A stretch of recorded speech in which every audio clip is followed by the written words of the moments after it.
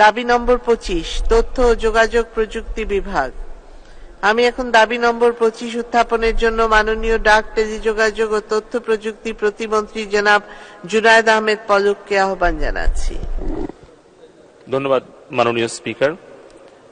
আমি জুনায়েদ আহমেদ পলক, প্রতিমন্ত্রী ডাক, টেলিযোগাযোগ ও তথ্য প্রযুক্তি মন্ত্রণালয় প্রস্তাব করছি যে তথ্য ও যোগাযোগ প্রযুক্তি বিভাগ খাতে 2024 সালের 30 জুন তারিখে সমাপ্য অর্থ বৎসরের প্রয়োজনীয় উন্নয়ন ব্যয় নির্বাহ কল্পে মহামান্য রাষ্ট্রপতিকে অনধিক 14,26,60,000 টাকা মঞ্জুর করা হোক। ধন্যবাদ মাননীয় স্পিকার। ধন্যবাদ মাননীয় প্রতিমন্ত্রী। আমি এখন মাননীয় ডাক, টেলিযোগাযোগ ও তথ্য প্রযুক্তির প্রতিমন্ত্রীকে ছাঁটাই প্রস্তাবগুলোর উপর তার বক্তব্য রাখার আহ্বান জানাচ্ছি। ধন্যবাদ মাননীয় স্পিকার। মাননীয় স্পিকার, যখন ছাত্র জীবনে বিতর্ক করতাম তখন একটা স্লোগান আমাকে খুব অনুপ্রাণিত করত। সেটি ছিল যৌক্তিক তর্কে বিকশিত হোক সত্য। আজকে এই মহান জাতীয় সংসদে আমাদের তথ্য যোগাযোগ প্রযুক্তি খাতে যে অতিরিক্ত 14,26,60,000 টাকা মঞ্জুর করার জন্য উত্থাপন করেছি, তার প্রেক্ষিতে যে মাননীয় 3 জন সংসদ সদস্য তাদের প্রস্তাবটি করেছেন এবং ছাঁটাই প্রস্তাবের পক্ষে তারা বেশ কিছু বিষয় উত্থাপন করেছেন, সেই বিষয়ে আমি তথ্য উপাত্ত এবং যৌক্তিক উপস্থাপনার মাধ্যমেই সেই বিষয়গুলো খণ্ডন করে তাদের এই অযৌক্তিক ছাঁটাই প্রস্তাবটি বিরুদ্ধে আমি আমার কিছু প্রস্তাব রাখতে চাই এবং কিছু তথ্য উপাত্ত উপস্থাপন করতে চাই। বিরোধী দলের মাননীয় চিফ হুইপ মহোদয় বলেছেন learning and earning development project, যেটি আমাদের ডিজিটাল বাংলাদেশে মাননীয় প্রধানমন্ত্রী একটি ফ্ল্যাগশিপ প্রজেক্ট, যেই প্রজেক্টের আওতায় আমরা 43,000 তরুণ তরুণীকে আইটি ফ্রিল্যান্সার হিসেবে দক্ষ যোগ্য করে গড়ে তুলেছি। এবং সরকার শুধু একা করেনি, সরকার সেই কাজটাকে উৎসাহিত করেছে, অনুপ্রাণিত করেছে এবং পাশাপাশি ফ্রিল্যান্সিং এর জন্য যেই উচ্চগতির সুলভ মূল্যে ইন্টারনেট দরকার সেটি 13 কোটি মানুষের কাছে পৌঁছে দিয়েছে। এবং তার প্রেক্ষিতে এই বিগত 15 বছরে মাননীয় প্রধানমন্ত্রী জননেত্রী শেখ হাসিনার সুযোগ্য দূরদর্শী নেতৃত্বে মাননীয় আইসিটি উপদেষ্টা, ডিজিটাল বাংলাদেশের আর্কিটেক্ট সজীব ওয়াজেদ জয়ের তত্ত্বাবধানে যেখানে ইন্টারনেট ব্যবহারকারীর সংখ্যা ছিল 40 লাখ, ইন্টারনেটের দাম ছিল 2006 সালে পার এমবিপিএস 85,000 টাকা, সেখান থেকে আজকে ইন্টারনেট গ্রাম পর্যন্ত পৌঁছে দেওয়া হয়েছে এবং ইন্টারনেটের দাম পার এমবিপিএস 60 টাকায় নামিয়ে আনা হয়েছে, যার ফলাফল হচ্ছে বাংলাদেশে এখন 13 কোটি ইন্টারনেট ব্যবহারকারী। মাননীয় স্পিকার, এই learning and earning development project, এই প্রজেক্টটি যখন গ্রহণ করা হয় তারপর থেকে আমরা এই প্রজেক্টের প্রয়োজনীয়তা অনুসারে আমরা কিন্তু website development, mobile app development, digital marketing, এই ধরনের প্রায় 8টি-10টি জায়গায় আমরা প্রশিক্ষণ দিয়েছি, 8টি-10টি বিষয়ে, এবং বাংলাদেশে সর্বত্র প্রশিক্ষণ দেওয়া হয়েছে।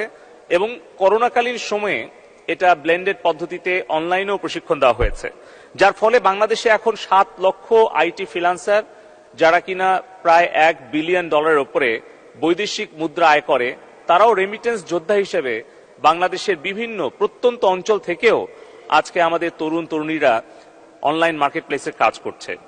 আমরা আমাদের এই লার্নিং অ্যান্ড আর্নিং ডেভেলপমেন্ট প্রজেক্টের সাফল্যের উপরে ভিত্তি করে আমরা আরেকটি প্রকল্প গ্রহণ করি, শি পাওয়ার, যেখানে 10,500 নারী উদ্যোক্তা তৈরি করি। এবং তার প্রেক্ষিতে আজকে যেই অতিরিক্ত বরাদ্দটি চাচ্ছি মাননীয় স্পিকার, 14,26,60,000 টাকা, এটির কারণ আরো 2 জন সংসদ সদস্য ব্যাখ্যা করতে বলেছেন। আমি সেই কারণটি ব্যাখ্যা করছি। আমাদের হার পাওয়ার প্রজেক্টের আওতায় 25,000 নারী IT freelancer, call centre agent তাদের ঘরে বসে, যার যার শহরে, যার যার এলাকায় বসে যাতে তারা স্মার্ট এমপ্লয়মেন্টের ব্যবস্থা করতে পারে, যেটি মাননীয় প্রধানমন্ত্রী দ্বাদশ জাতীয় সংসদ নির্বাচনের স্মার্ট বাংলাদেশ রূপকল্প ঘোষণার সময় বলেছেন যে উন্নয়ন দৃশ্যমান, বাড়বে এবার কর্মসংস্থান। সেই কর্মসংস্থান সৃষ্টির জন্যই আমরা 25,000 নারী উদ্যোক্তা তৈরি করছি। 5 মাস প্রশিক্ষণ, 1 মাস ইন্টার্নশিপ, মেন্টরশিপ এবং প্রশিক্ষণ সফলভাবে সম্পাদন হলে তারপরে তাদেরকে আমরা একটি করে বিশ্বজয়ের হাতিয়ার মেড ইন বাংলাদেশ ল্যাপটপ উপহার প্রদান করছি মাননীয় প্রধানমন্ত্রীর পক্ষ থেকে। এবং মাননীয় স্পিকার, আপনি নিজেও গত 17 মার্চ বঙ্গবন্ধুর জন্মদিনে রংপুর বিভাগের প্রায় 2000 নারী উদ্যোক্তাকে আপনি ল্যাপটপ উপহার দিয়েছেন প্রধানমন্ত্রীর পক্ষ থেকে।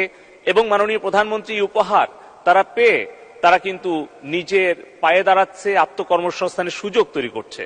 আমরা এই ধরনের আরো প্রশিক্ষণ কর্মসূচি সারা বাংলাদেশে ছড়িয়ে দিতে চাই।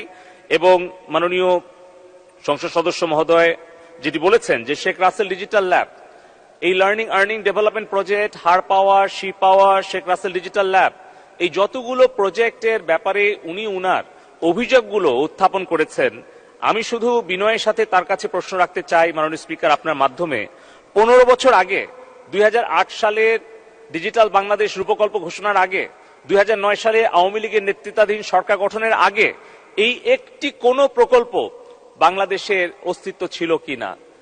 Sheikh Russel digital computer lab আমরা আমাদের মাধ্যমিক, উচ্চ মাধ্যমিক, মাদ্রাসা পর্যায়ে 13,000 স্থাপন করেছি। আরো 10,000 কম্পিউটার ল্যাব স্থাপনের কার্যক্রম চলছে। এই কম্পিউটার ল্যাবটি স্থাপন, এই প্রকল্পটি হচ্ছে মাননীয় আইসিটি উপদেষ্টা সজীব ওয়াজেদ জয়ের ব্রেইন চাইল্ড।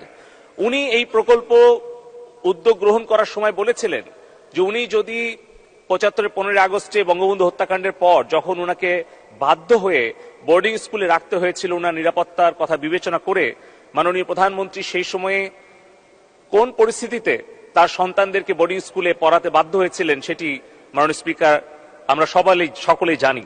সেই সময় নৈনিতালে যদি সজীব ওয়াজেদ জয় ক্লাস 7-8 পড়ার সময় কম্পিউটারে তার হাতে খড়ি না হতো, তাহলে উনি কম্পিউটার ইঞ্জিনিয়ার হতেন না, আর হয়তো আজকে আমরা ডিজিটাল বাংলাদেশ রূপকল্প পেতাম না।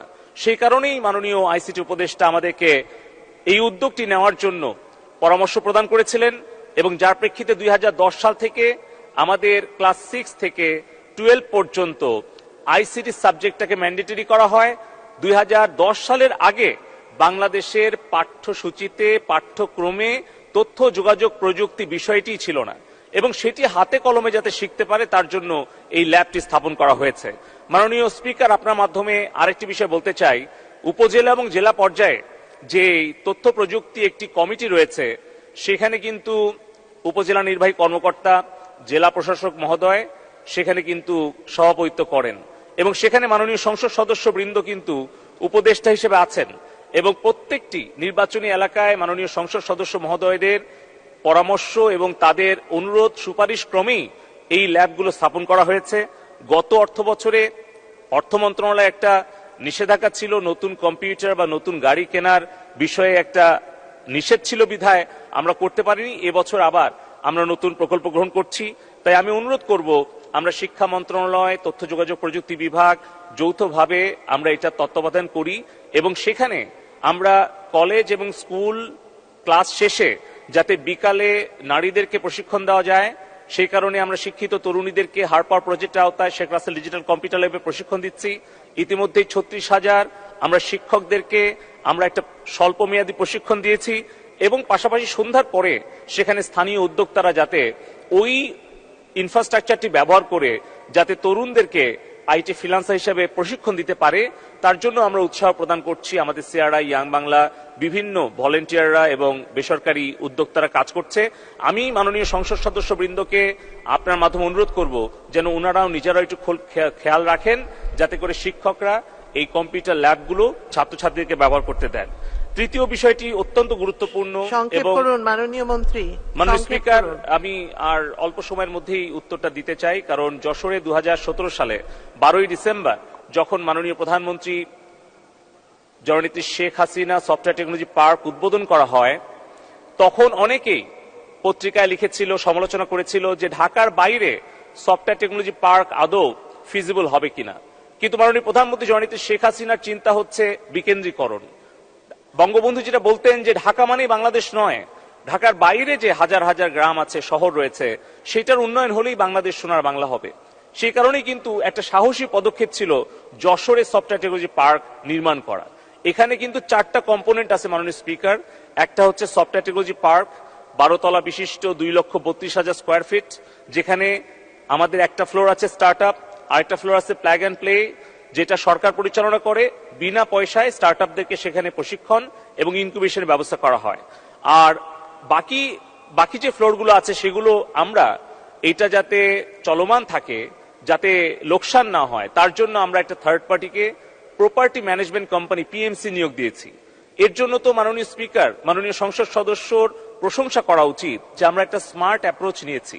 আপনি খেয়াল করে দেখবেন সরকারের অসংখ্য ভবন এবং অবকাঠামো পড়ে আছে, অপচয় হচ্ছে অনেক সরকারি জনগণের ট্যাক্সের পয়সা, কিন্তু যশোর থেকে আমাদের 5 বছরে কিন্তু 1 পয়সা আর বিনিয়োগ করতে হয়নি, বরঞ্চ আমরা যে 18% আমরা আয়ের থেকে লভ্যাংশ পাচ্ছি, সেখানে 1200 তরুণ তরুণী কর্মসংস্থান হয়েছে।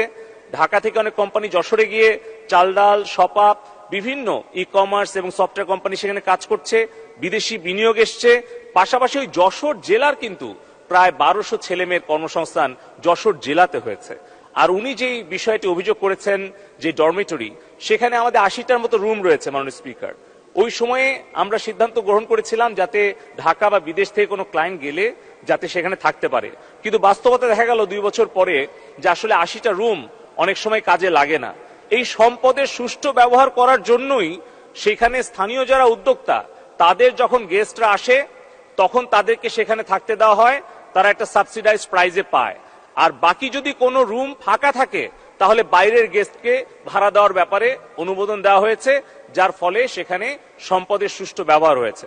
যেখানে মিলনায়তন রয়েছে, রেস্টুরেন্ট রয়েছে, কনভেনশন হল রয়েছে, সেটাও একই রকম ভাবে ওই সফটওয়্যার টেকনোলজি পার্কের প্রয়োজনের অতিরিক্ত যদি প্রয়োজন হয় তখন বাহিরে ভাড়া দেওয়ার ব্যাপারে সিদ্ধান্ত হয়েছে। আর চতুর্থ কম্পোনেন্ট হচ্ছে আমাদের ওখানে ডেটা সেন্টার স্থাপন করা হয়েছে। শেষ করুন। তো মাননীয় স্পিকার, আমি অনুরোধ করব যে এই তথ্যগুলো যেন আসলে সঠিকভাবে বিশ্লেষণ করে তারপরে এই বিষয়ে সমালোচনা করা হয়, কারণ আমরা সারা বাংলাদেশে 12টি software technology park, high tech park এই মুহূর্তে আমরা চলমান করতে পেরেছি, যেখানে সরাসরি 16,000 তরুণ তরুণী কর্মসংস্থান হয়েছে এবং ডিজিটাল বাংলাদেশের কল্যাণে 20 লক্ষ তরুণ তরুণী কর্মসংস্থান হয়েছে।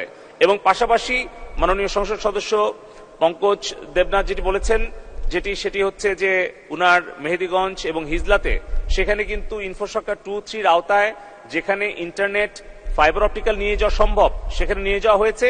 আর বাকি চর এবং দ্বীপে 117টা ইউনিয়নে কিন্তু বঙ্গবন্ধু 1 স্যাটেলাইট থেকে ইন্টারনেটের সংযোগ দেওয়া হয়েছে, এবং যদি কোনো এলাকা বাকি থাকে সেটাও কিন্তু আমরা আস্তে আস্তে আনছি। ধন্যবাদ মাননীয় স্পিকার, আপনাকে ধন্যবাদ। মাননীয় সংসদ সদস্য মহোদয়গণ যে সকল প্রশ্ন এবং যে সকল ব্যাখ্যা দাবি করেছিলেন, আমি মনে করি যে আমরা তথ্য উপাত্তের সাথে যেগুলো উপস্থাপন করেছি তার প্রেক্ষিতে আমি বিনয়ের সাথে বলছি মাননীয় স্পিকার, এই ছাঁটাই প্রস্তাবগুলো গ্রহণ করা সম্ভব হচ্ছে না বলে দুঃখিত।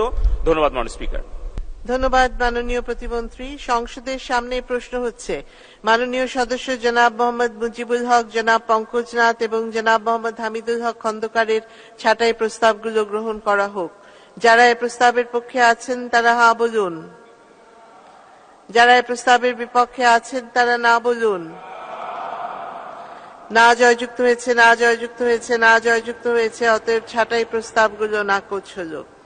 সংসদের সামনে প্রশ্ন হচ্ছে মাননীয় ডাক, টেলিযোগাযোগ ও তথ্য প্রযুক্তি প্রতিমন্ত্রী জনাব জুনায়েদ আহমেদ পলকের প্রস্তাব মতো তথ্য ও যোগাযোগ প্রযুক্তি বিভাগ খাতে মহামান্য রাষ্ট্রপতিকে অনধিক 14,26,60,000 টাকা মঞ্জুর করা হোক। যারা এই প্রস্তাবের পক্ষে আছেন তারা হ্যাঁ বলুন, যারা এই প্রস্তাবের বিপক্ষে আছেন তারা না বলুন। হ্যাঁ জয়যুক্ত হয়েছে, হ্যাঁ জয়যুক্ত হয়েছে, হ্যাঁ জয়যুক্ত হয়েছে। অতএব দাবি নম্বর 25 সংসদে গৃহীত হলো।